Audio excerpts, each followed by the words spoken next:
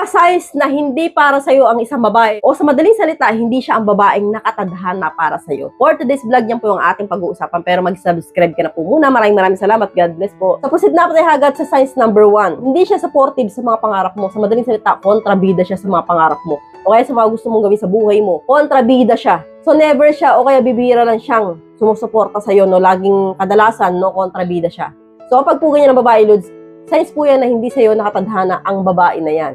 So, proceed na po tayo agad sa number 2. Selosa siya nang wala sa lugar. No? Ang babae, Lods, no, kapag hindi po para sa'yo, nagagalit nang wala sa lugar. No? Kahit simpleng bagay lang, galit kagad.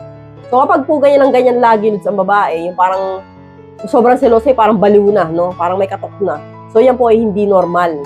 So, kasi po, ang babae, kahit na sabihin mong selosa yan, basta mahal ka niyan, maiintindihan ka pa rin yan. Pero, andito po tayo sa selosang ibig sabihin ko dito, parang ng baliw, no? Hindi na nakakaintindi na lahat ng bagay.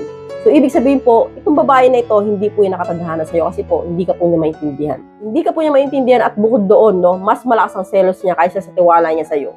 So, proceed na po tayo agad sa number 3. Wala siyang pakialam sa'yo. Ibig sabihin ko dito, Lods, kunwari, pagod ka sa trabaho, naghahanap buhay ka, and then, gusto niya gasta lang ng sahod mo. At wala siyang pakialam sa'yo kung magsakit ka, pagod ka, nahihirapan ka na, basta siya, meron siyang pera.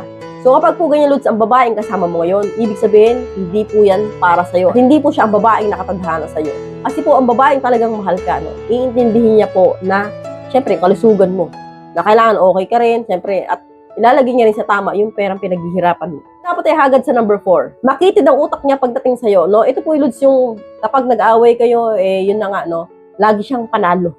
So, ayaw niya makinig sa mga paliwanag mo, laging nakipagdebate sa'yo. Never siya nakinig sa mga paliwanag mo, never siyang tumahimik, basta lagi siyang galit. So, lagi siyang mas matapang sa'yo.